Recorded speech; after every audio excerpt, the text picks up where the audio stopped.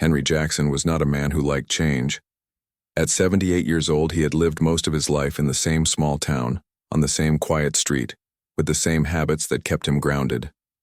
Every Thursday afternoon, rain or shine, he would walk to Joe's barber shop.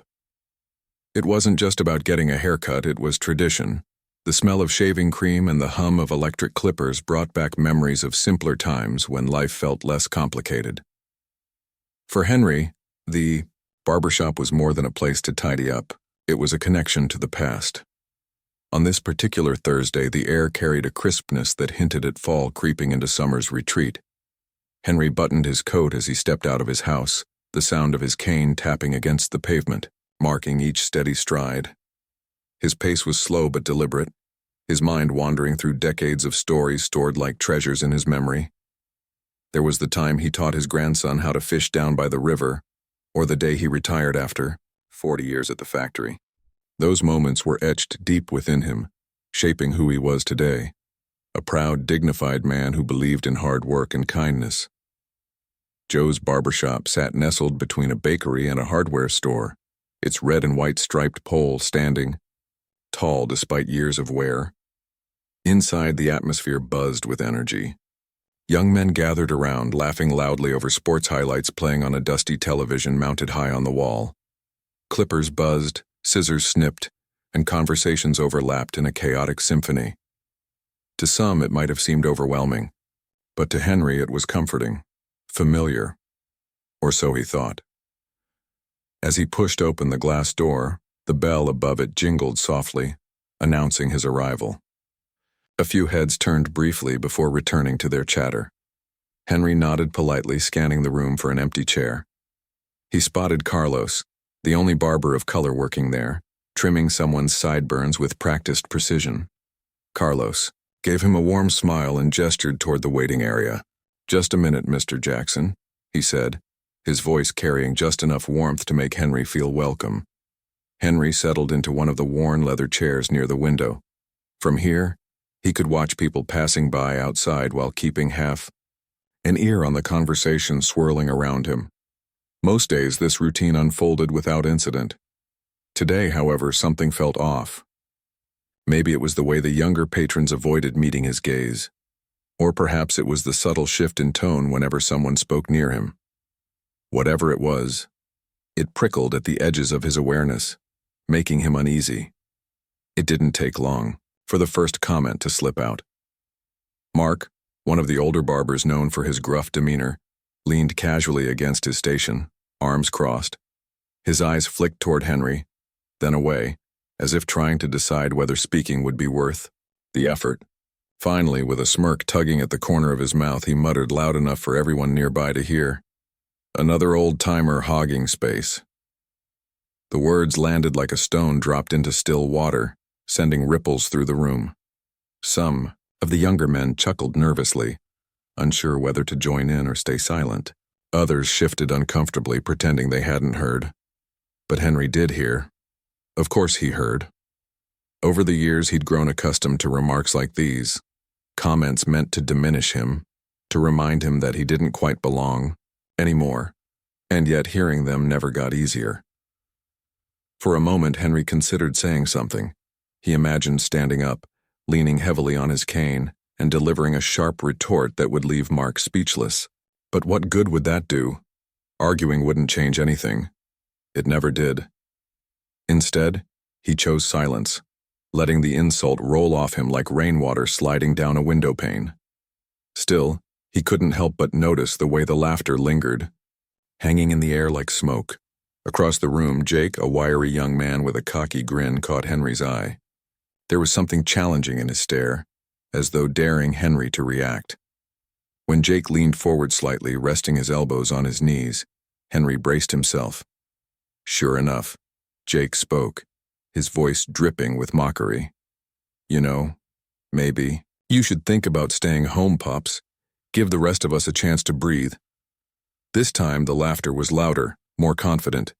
It filled the room, bouncing off the walls and pressing down on Henry like a weight. He clenched his jaw, forcing himself to remain calm.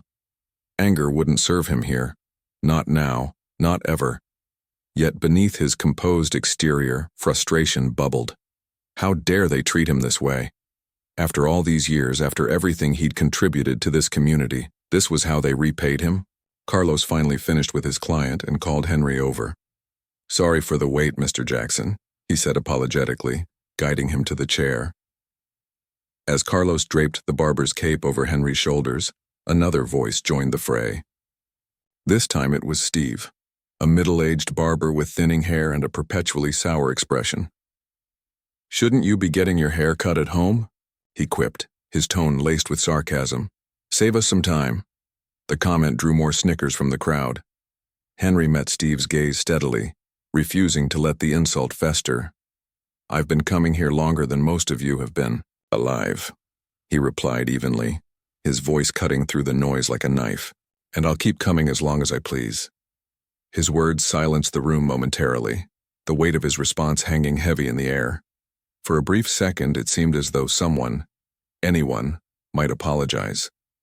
But then Jake smirked again, leaning back in his chair. "Maybe if you didn't take so long, we wouldn't have to wait around," he sneered, clearly emboldened by the support of his peers. Carlos tried to intervene, gently adjusting Henry's collar and starting the trim. "Let's focus on the task at hand, okay?" he suggested, attempting to steer the conversation away from conflict. But the damage was done. The tension in the room had shifted, morphing from casual indifference to outright hostility. Even the customers who hadn't participated in the mocking seemed reluctant to meet Henry's gaze, their discomfort palpable. As the minutes dragged on, Henry found himself growing increasingly aware of the stares boring into him. Each glance felt like a judgment, a reminder that he was different, that he didn't belong. He tried to concentrate on the rhythmic snip of Carlos's scissors, the familiar sensation of the comb gliding through his hair. But no matter how hard he focused, he couldn't shake the feeling that something was wrong. Then out of the corner of his eye, he saw it, a flicker of movement where none should exist. At first, he dismissed it as fatigue playing tricks on him, but when he glanced again, he noticed faint shadows shifting along the walls. They danced unnaturally, twisting and contorting in ways that defied logic. No one else seemed to notice, or, if they did, they weren't acknowledging it. Henry's heart began to race. Was he imagining things? Had age finally caught up with him, clouding his perception? Or was there something else at play here, something far darker than he could comprehend? As the shadows grew more pronounced, he realized with a sinking certainty that this visit to the barber shop would be unlike any other. Henry sat quietly in the barber's chair, trying to focus on the sound of Carlos's scissors slicing through his hair. But the strange shadows along the walls kept drawing his attention. They moved too fluidly, almost like living things, and they didn't match the positions of anyone in the room. The more he looked, the more unsettling they became. His hands tightened slightly on the armrests of the chair, though he tried to keep his expression calm. Carlos, sensing Henry's unease, paused for a moment. "You okay, Mr. Jackson?" he asked softly, his voice barely audible over the buzz of clippers and idle chatter. "I'm fine," Henry replied, though his tone betrayed a hint of uncertainty. He forced himself to relax, reminding himself that shadows were just shadows. They couldn't hurt him. Still, something about them felt wrong, as if they weren't part of this world at all. Across the room, Jake leaned forward again, clearly enjoying the tension he'd helped create. "Hey, Pops," he called out mockingly. "You look like you're about to jump out of your skin. What's the matter? Can't handle a little joke?" The other patrons laughed nervously, unsure whether to join in or stay quiet. Mark, who had started the teasing earlier, smirked and added, "Maybe he's scared we'll charge him extra for taking up space." This time even Steve chuckled, shaking his head as he worked on another customer. "Come on, guys. Lay off," he said half-heartedly, though his tone suggested he didn't mean it. Let the man get his hair cut in peace. But peace was the last thing Henry felt. The whispers began then, soft, indistinct murmurs that seemed to come from everywhere and nowhere at once. At first, he thought it might be his imagination, but the sound grew louder, sharper. It wasn't English, it was something else entirely, a guttural language that sent shivers down his spine. No one else reacted, which only deepened Henry's unease. Were they really not hearing it, or were they pretending? The shadows shifted again, darker now, twisting into shapes that resembled figures. One of them stretched unnaturally long, curling around the edge of the mirror where Henry could see its reflection. Its outline was humanoid but distorted, with elongated limbs and glowing red eyes that locked onto him. Henry froze, his breath catching in his throat. For a split second, he considered standing up and leaving, but where would he go? And how could he explain what he was seeing without sounding crazy? Carlos noticed Henry's hesitation and stopped cutting. "Mr. Jackson, is everything all right?" he asked again, concern creeping into his voice. Henry hesitated, debating whether to say anything. Finally, he shook his head slightly. "It's nothing," he muttered, avoiding eye contact. "Just tired, I guess." Carlos frowned but didn't press further. Instead, he resumed trimming Henry's hair, glancing occasionally at the older man to make sure he was okay. Meanwhile, the atmosphere in the barbershop continued to shift. The laughter and casual banter faded into an awkward silence as if everyone suddenly realized something was amiss. Even Jake, who had been so eager to antagonize Henry, seemed distracted, his confident smirk faltering. Then came the flicker. The fluorescent lights above buzzed loudly, their glow dimming and brightening erratically. A low hum filled the air, vibrating through the floorboards and making the walls tremble. Someone dropped a pair of scissors, the metallic clatter echoing sharply in the sudden stillness. "What the hell is going on?" Steve demanded, looking around nervously. His usual gruff demeanor cracked, revealing genuine fear beneath. No one answered. Everyone, including Henry, was too focused on the growing sense of dread filling the room. The shadows had fully materialized, now forming grotesque silhouettes that loomed menacingly against the walls. Their forms twisted and writhed, creating shapes that defied logic. Eyes glowed red, mouths stretched impossibly wide, revealing jagged teeth that gleamed like shards of glass. One of the creatures stepped forward, or rather slid, its movements unnervingly smooth despite its monstrous appearance. It pointed, a claw-like finger directly at Jake, who recoiled instinctively. "Your hate feeds us," it hissed, its voice resonating unnaturally, as though multiple voices spoke in unison. Panic erupted instantly. Customers scrambled toward the exits, pushing and shoving in their desperation to escape. But the doors wouldn't budge, no matter how hard they pulled or pounded on them. The windows, once clear, now reflected only darkness, as if the outside world had vanished entirely. Steve backed away from his station, clutching his scissors like a weapon. "What the hell are these things?" he shouted, his voice trembling. Carlos stood frozen, his hands gripping the back of Henry's chair. Laura, a regular customer who had brought her young son to the shop, clutched the boy tightly, her face pale with terror. "Stay close to me," she whispered, though her voice quivered with fear. Amid the chaos, Henry remained seated, his cane resting beside him. He stared at the creature, his expression unreadable. Part of him wanted to run, to scream, to do anything to escape the nightmare unfolding before him. But another part, the part shaped by decades of resilience and strength, held steady. These beings, whatever they were, fed on negativity, on hatred, on the very emotions that had poisoned the barbershop moments ago. And somehow, Henry knew, he was different. He hadn't let their cruelty touch him. Not truly. The creature tilted its head, studying Henry with those burning red eyes. "Why does your soul remain untouched?" it rasped, its voice echoing eerily. For a moment, no one spoke. Then Henry took a deep breath, steadying himself. "Because hate doesn't solve anything," he said firmly, meeting the creature's gaze without flinching. "And neither do you." The room fell silent again, the tension thick enough to choke on. The creature regarded Henry for several long seconds before speaking.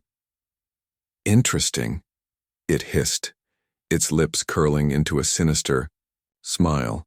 "Very interesting." Jake, who had been cowering near the wall, finally found his voice. "What the hell is happening?"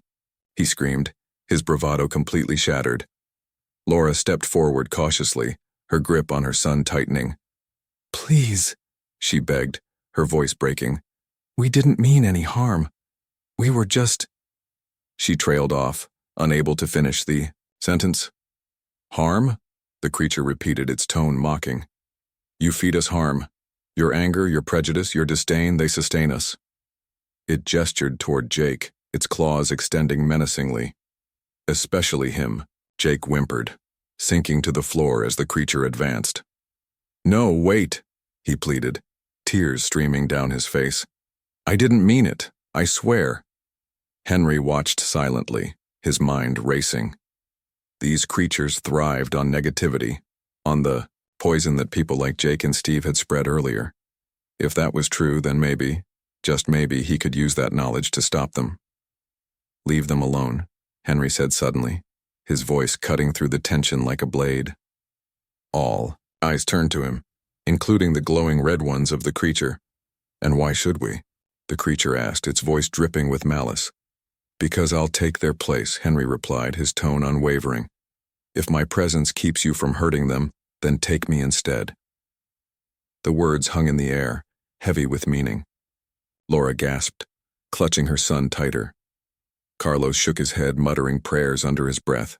Even Steve, who had mocked Henry earlier, looked stricken, guilt flashing across his face. The creature hesitated, its glowing eyes narrowing as it studied Henry. After what felt like an eternity, it nodded slowly. "Very well," it rasped. With a wave of its hand, the shadows dissipated, retreating back into the walls until the room returned to normal, or as close to normal as it could be after such an ordeal. Before anyone could react, Henry vanished, leaving behind only the faint scent of aftershave and the lingering question of whether what they had witnessed was real or some collective hallucination. In the stunned silence that followed, no one dared to speak. The barber shop, once a place of camaraderie and routine, now felt hollow, haunted by the memory of what had transpired. And though the immediate danger had passed, the weight of what Henry had done and the lesson he had taught would linger for a very long time. The barber shop was eerily quiet after Henry disappeared. The fluorescent lights flickered one last time before stabilizing, casting a pale glow over the shaken patrons and staff. No one moved. No one spoke. It was as if the very air had been sucked out of the room, leaving behind a suffocating silence that pressed down on everyone. Laura was the first to break the spell. She knelt beside her son, who had buried his face in her chest, trembling uncontrollably. "It's okay," she whispered, though her voice wavered with uncertainty. "We're safe now." But even as she said the words, she wasn't sure she believed them. What had just happened? Had they really seen those things? And where had Henry gone? Carlos finally lowered his hands from the back of the barber chair where he'd been gripping it tightly. His knuckles were white from the strain, and sweat beaded on his forehead. He glanced at the empty space where Henry had sat moments ago, then at the others in the room. What was that?" he stammered, his voice barely above a whisper. No one answered. Steve, who had always prided himself on being the toughest guy in the room, leaned heavily against the wall, his face ashen. The scissors he'd been holding clattered to the floor, forgotten.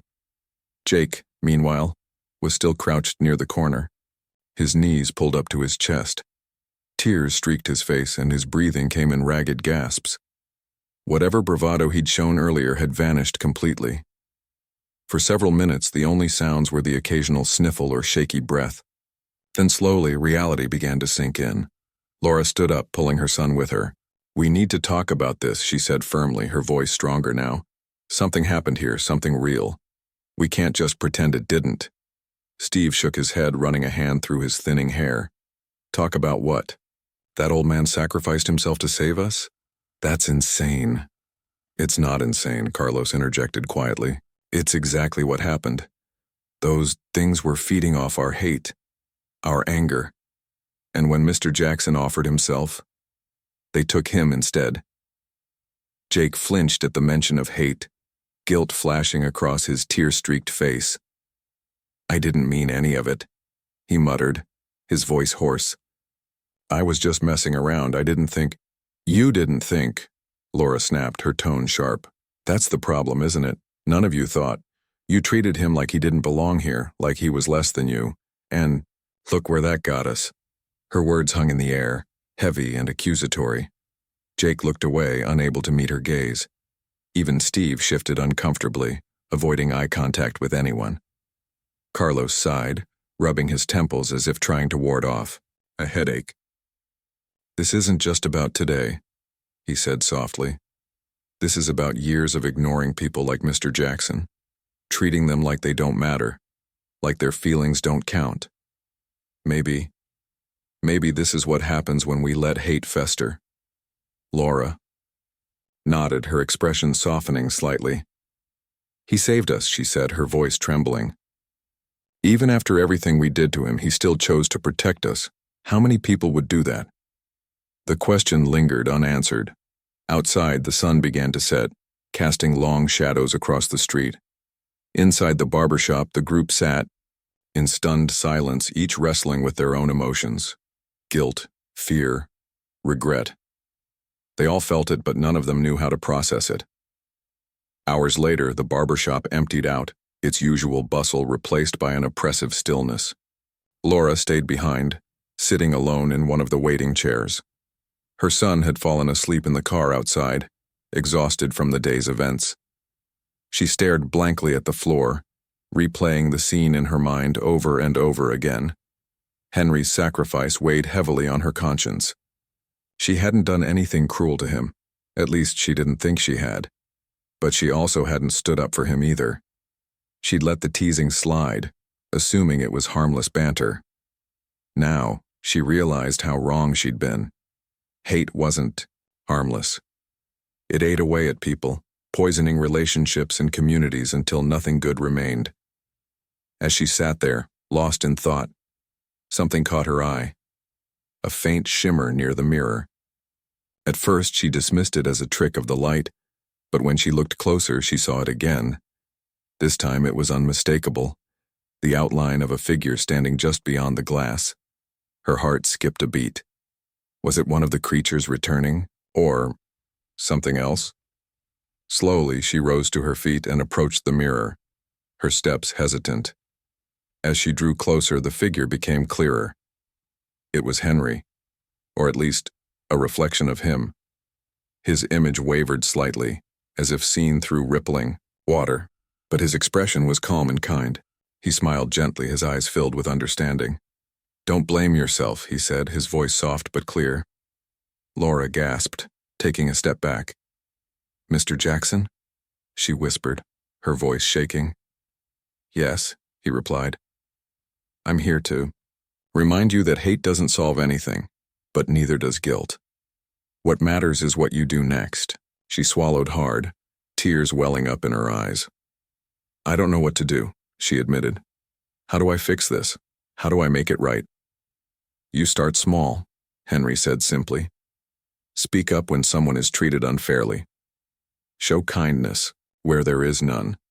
Teach your son and everyone else to see the value in every person, no matter who they are. Laura nodded, clutching her hands together tightly. I will, she promised. I swear I'll try.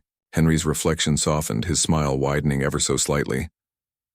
That's all anyone can ask for, he said. And with that, his image faded, leaving Laura staring at her own reflection in the mirror. The next morning, word spread quickly about what had happened at Joe's barbershop. Some dismissed it as gossip or exaggeration, while others swore they'd witnessed something supernatural. Either way, the story stuck, becoming a cautionary tale whispered among neighbors and friends. Laura wasted no time in sharing Henry's message. She visited local schools, community centers, and churches, telling anyone who would listen about the elderly man who had sacrificed himself to teach a lesson about hate. She described the creatures, the tension, and most importantly, Henry's courage. By the end of her speeches, many listeners were moved to tears. In the weeks that followed, subtle changes began to take root in the town.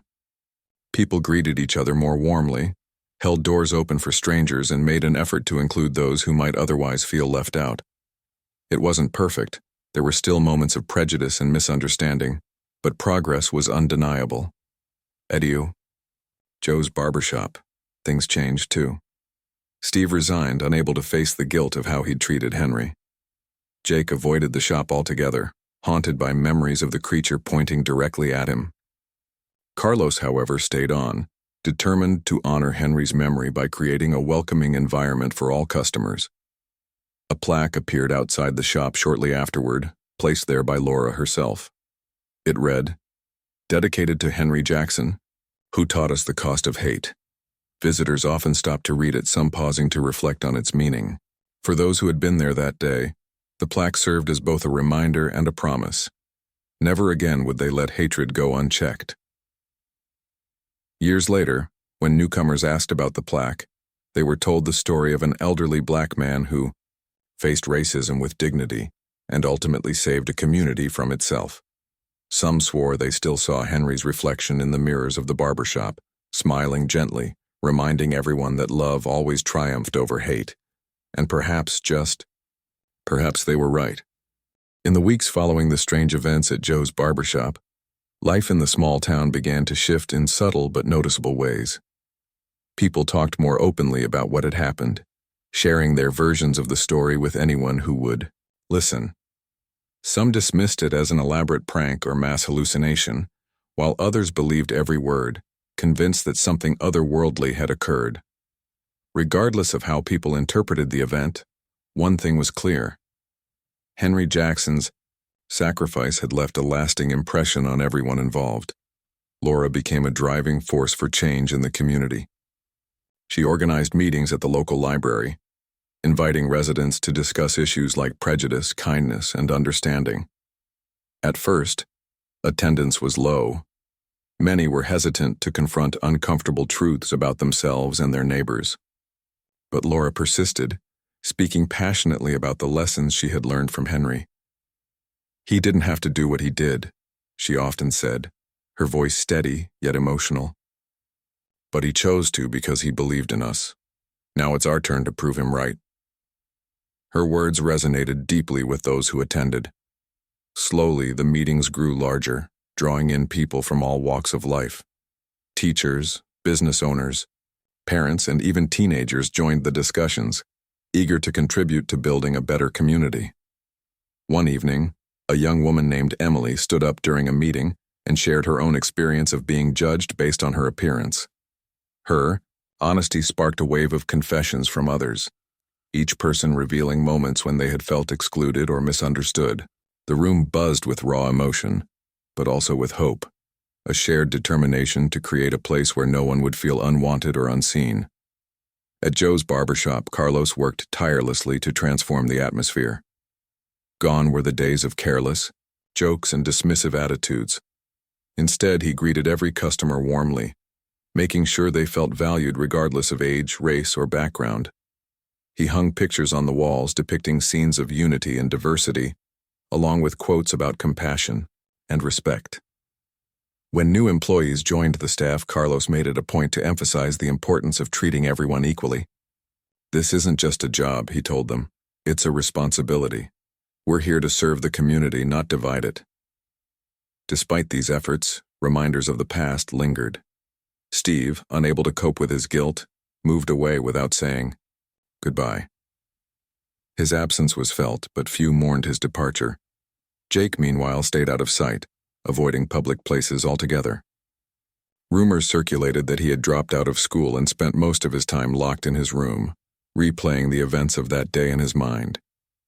Those who saw him occasionally noted how much he had changed, his cocky grin replaced by a haunted expression, his once loud voice reduced to a whisper. It was clear that the memory of the creature pointing at him weighed heavily on his conscience. For Laura, seeing Jake's downfall was bittersweet.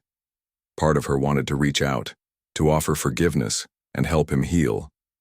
but another part of her. Couldn't forget the role he had played in creating the toxic environment that had led to Henry's disappearance.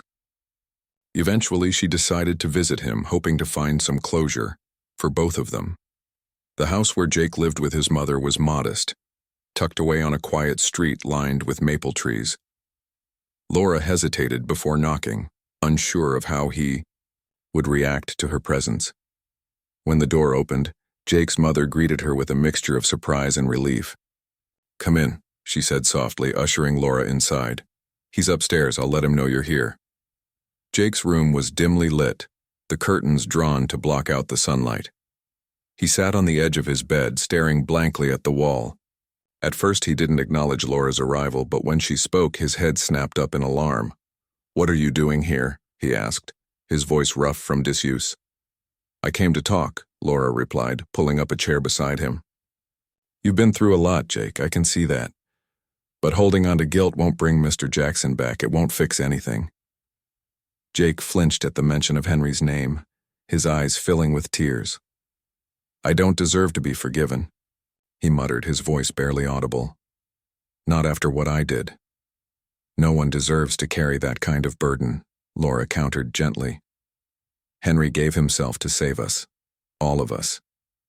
Do you think he'd want you to punish yourself like this?"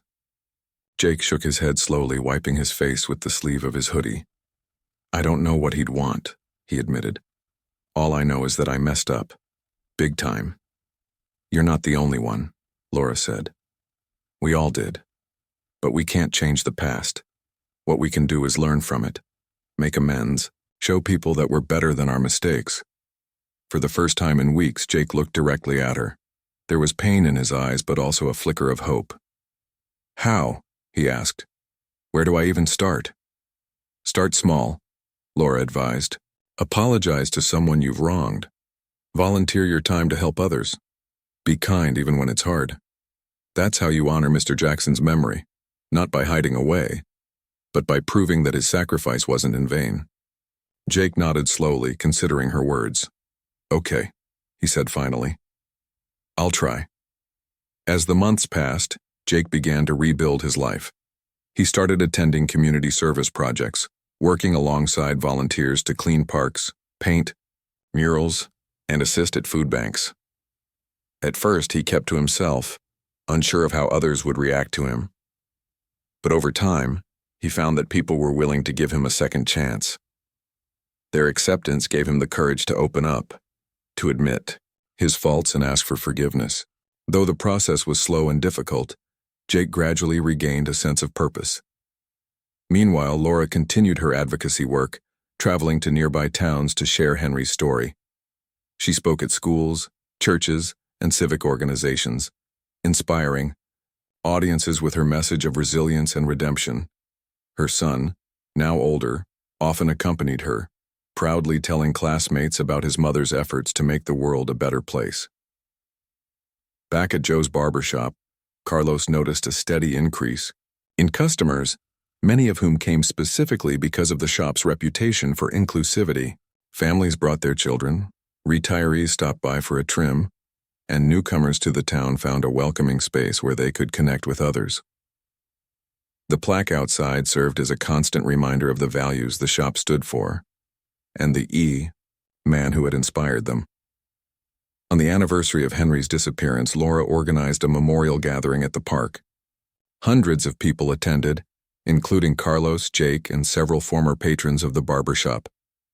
Together, they planted a tree in Henry's honor, its branches reaching skyward as if to symbolize growth and renewal. As Laura addressed the crowd, her voice carried a mix of gratitude and resolve. "Henry taught us that hate doesn't solve anything," she said. "But love. Love has the power to heal, to unite, to transform. Let's never forget that." As the sun set behind the newly planted tree, casting golden light across the gathering, Laura glanced around at the faces of those assembled. Among them, she thought she caught a glimpse of Henry, his reflection shimmering faintly in the polished surface of a nearby bench. He smiled gently, his expression filled with pride and approval. Then, as quickly as it had appeared, the image faded, leaving only the warm glow of twilight. Though Henry was gone, his legacy endured, in the hearts of those he had touched, in the actions of those striving to live better lives, and in the collective spirit of a community determined to rise above hatred. And perhaps somewhere beyond the veil of reality, Henry watched over them all, content in the knowledge that his sacrifice had sparked a chain reaction of positive change. Love, after all, always triumphs over hate. The impact of Henry Jackson's sacrifice continued to ripple through the town long after the initial shock had faded. What had once been a tight-knit but divided community began to transform into something stronger, more united. People who had never spoken before now exchanged greetings on the street. Neighbors helped each other with yard work or grocery shopping. Even small acts of kindness like holding open a door or offering a smile became more common. It was as though Henry's disappearance had awakened something in everyone, a desire to be better, to do better. Laura remained at the center of this change, her energy and determination inspiring others to take action. She started a program called Henry's Legacy, aimed at teaching young people about empathy, respect, and standing up against injustice. The program included workshops, storytelling sessions, and volunteer opportunities where kids could put what they'd learned into practice. Many parents signed their children up, eager for them to grow up in a world shaped by compassion rather than cruelty. One Saturday morning, Laura stood in front of a group of teenagers gathered in the park. They sat cross-legged on picnic blankets, listening intently as she recounted Henry's story. "He didn't have to step forward that day," she said, her voice steady but filled with emotion. "But he did, because he believed in us. He believed we could rise above hate. Now it's our job to prove him right." A girl named Mia raised her hand hesitantly. "What if we mess up?" she asked. "What if we try but we still say or do something wrong?" Laura smiled gently. "We're all going to make mistakes," she admitted. "That's part of being human. But what matters is how we respond when those mistakes happen. Do we ignore them? Or do we apologize, learn, and do better next time?" Mia nodded thoughtfully, and several others murmured in agreement. For many of these teens, hearing Henry's story and seeing Laura's commitment to carrying on his message was eye-opening. Some confessed to having teased classmates or judged people based on appearances. Others admitted feeling powerless to stop bullying when they witnessed it. Through discussions like these, they began to realize that even small actions could make a big difference. At Joe's barbershop, Carlos kept the spirit of inclusivity alive. He introduced a tradition called Community Fridays, where customers were encouraged to bring non-perishable food items or toiletries for donation to local shelters. In exchange, they received a discount on their haircut. The initiative quickly gained popularity, with boxes filling up faster than expected. Customers often stayed longer than usual, chatting about ways to support the community beyond just donating goods. Carlos also made it a point to hire employees from diverse backgrounds, ensuring that the shop reflected the town's growing commitment to equality. One new hire, a young man named Marcus, proved especially popular among patrons. His easygoing nature and talent for conversation brought a fresh energy to the shop. When asked why he'd chosen to work there, Marcus grinned. "This place feels different," he said. "It's not just about haircuts, it's about connection. That's something I want to be part of." Even Jake, who had spent months rebuilding his life, found a role within the community. After completing several volunteer projects, he approached Laura with an idea: a mentorship program for troubled youth. "I know what it's like to feel lost," he explained. "To think you don't matter. If I can help even one kid avoid making the same mistakes I did, it'll be worth it." Laura embraced the idea wholeheartedly, helping Jake secure funding and recruit mentors.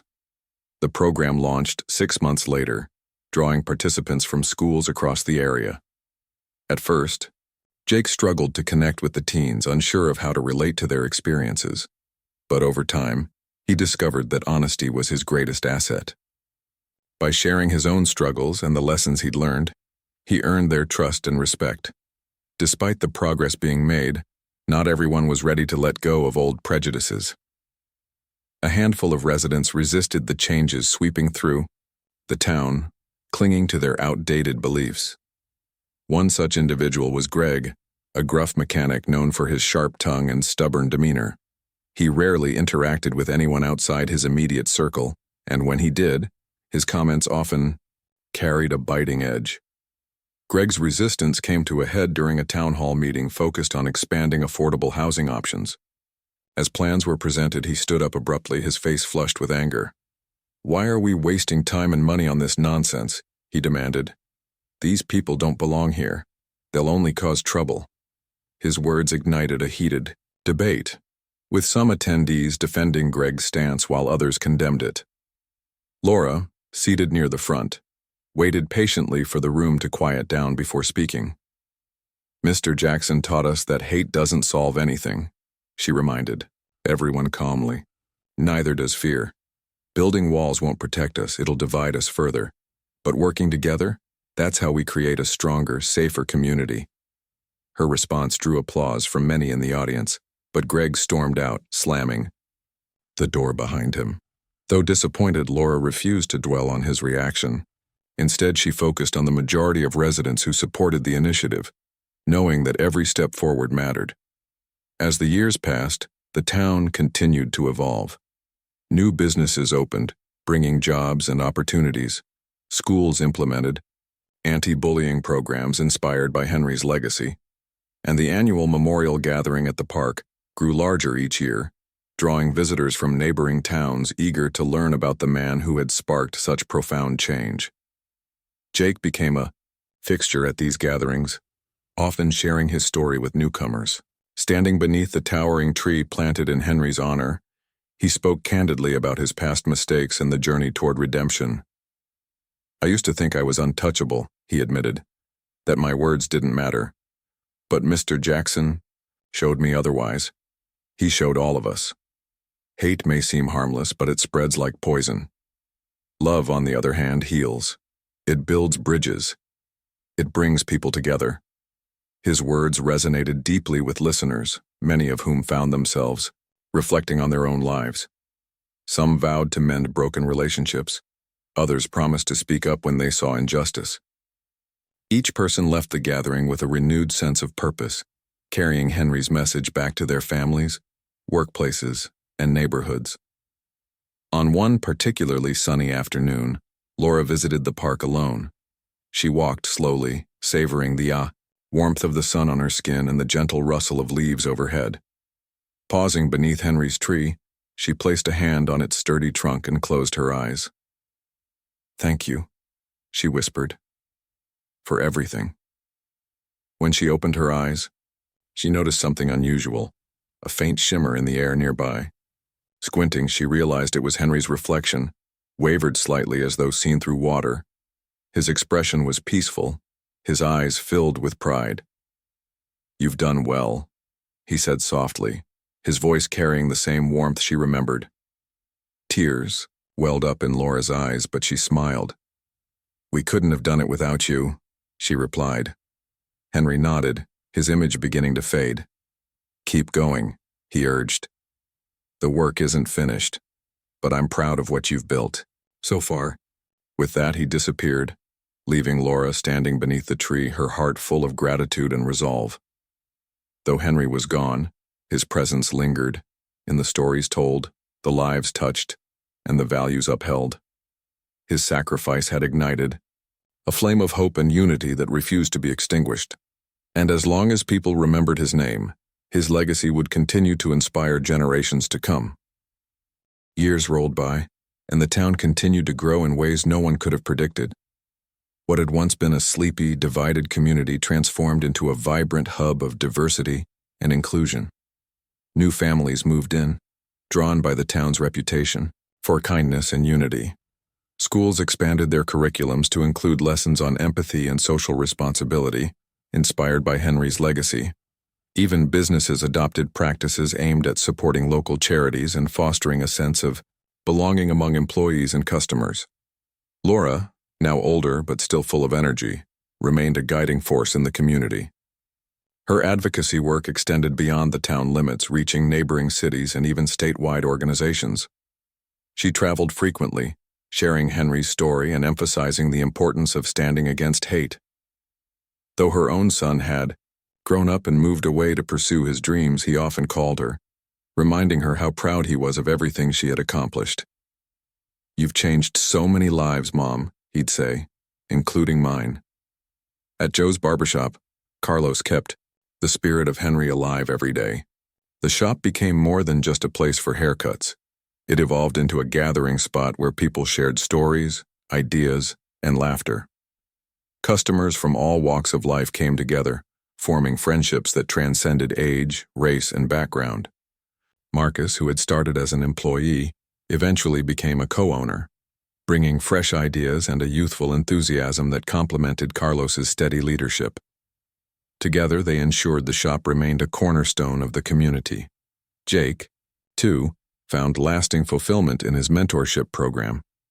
Over time, he built strong relationships with the teens he worked with, earning their trust and admiration. Many of them credited him with helping them navigate difficult times and make positive choices. One former participant, a young woman named Sarah, went on to become a teacher, focusing on creating inclusive classrooms where every student felt valued. When asked about her inspiration, she always mentioned Jake and, indirectly, Henry. "He showed me that it's never too late to change," she said, "and that we all have the power to make a difference." Despite the progress, challenges persisted. Not everyone embraced the changes sweeping through the town. Greg, the mechanic who had resisted affordable housing initiatives years earlier, remained a vocal critic of anything he deemed unnecessary or too idealistic. His opinions, though less influential than before, still resonated with a small group of like-minded individuals. Occasionally, tensions flared during town meetings, particularly when new projects were proposed. One such project involved turning an abandoned lot into a community garden. Supporters argued that it would provide fresh produce for low-income families while fostering collaboration among residents. Opponents, led by Greg, claimed it was a waste of resources and land. The debate grew heated, with both sides presenting passionate arguments. Laura attended the meeting, listening carefully to everyone's concerns. When it was her turn to speak, she addressed the room with quiet authority. "This garden isn't just about growing vegetables," she said. "It's about planting seeds of hope, cooperation, and understanding. It's about showing our children what happens when we work together instead of tearing each other apart. Mr. Jackson taught us that hate doesn't solve anything, but love builds bridges. Let's choose to build something meaningful here." Her words struck a chord with many attendees. When the vote was cast, the majority supported the project. Though Greg grumbled under his breath and walked out, others stayed behind to help plan the garden's construction. Within months, the once empty lot blossomed into a lush oasis, complete with raised beds, fruit trees, and a small seating area. Residents took turns tending to the plants, swapping recipes and sharing meals made from the harvest. Even Greg, though reluctant at first, eventually stopped by to see the finished product. Watching neighbors laugh and work side by side, he couldn't deny the project's success or its impact. As the decades passed, the town's transformation became part of its identity. Visitors often remarked on the warmth and openness of its residents, qualities that set it apart from other places. Tourists flocked to the park to see the towering tree planted in Henry's honor, its branches stretching wide as if sheltering the entire community beneath them. Nearby, the plaque dedicated to Henry gleamed in the sunlight, polished regularly by volunteers who wanted to ensure his memory endured. On the 25th anniversary of Henry's disappearance, the town held its largest memorial gathering yet. Hundreds of people gathered in the park, spilling onto the grass and filling the air with chatter and laughter. Laura, now gray-haired but still spry, stood near the tree, watching as families mingled and children played tag around the trunk. A microphone stand awaited her at the center of the crowd, but she took her time approaching it, savoring the moment. When she finally stepped forward, the noise faded into silence. Smiling warmly, she began to speak. 25 years ago, A remarkable man named Henry Jackson reminded us of something powerful, that hate poisons but love heals. He gave everything to save us, not because he owed us, but because he believed in us. Today we honor him not just with words, but with actions. Look around you. See the faces of your neighbors, your friends, your family. This is his legacy. Applause erupted, echoing through the park. Laura paused, allowing the cheers to subside before continuing. We've come a long way since that day, but our journey isn't over. There will always be challenges, moments when fear or anger threatens to divide us. In those moments, let's remember Henry. Let's remember the choice he made, to stand against hate, to protect others, to believe in the goodness of humanity. If we can do that, then his sacrifice won't have been in vain. Tears glistened in the eyes of many listeners, including Carlos, Jake, and several former participants of Henry's legacy. As Laura concluded her speech, a young boy approached the microphone shyly. Holding a crumpled piece of paper, he cleared his throat and began to read. "My name is Daniel," he said, his voice trembling slightly. "I'm 10 years old and I didn't know Mr. Jackson, but my mom told me about him. She said he taught people to be kind even when it's hard. So, I want to say thank you, Mr. Jackson, and I promise to try to be kind too." The crowd erupted into applause again, this time joined by cheers and whistles. Daniel blushed, ducking his head as Laura hugged him tightly. "Well said," she whispered. "Henry would be proud." That evening, as the sun dipped below the horizon, casting the park in hues of orange and pink, Laura lingered near the tree. She traced her fingers along the engraved plaque, reading the familiar words, "Dedicated to Henry Jackson, who taught us the cost of hate." A soft breeze rustled the leaves above, carrying with it a faint scent of aftershave, a reminder of Henry's enduring presence. Closing her eyes, Laura smiled. She didn't need to see him to know he was there, watching, over the community he had saved. His message had taken root, spreading far beyond the borders of the town. It lived in the hearts of those who had known him and in the actions of those who carried his legacy forward. Love, after all, always triumphs over hate. And as long as people remembered Henry Jackson, that truth would continue to shine brightly, lighting the way for generations to come.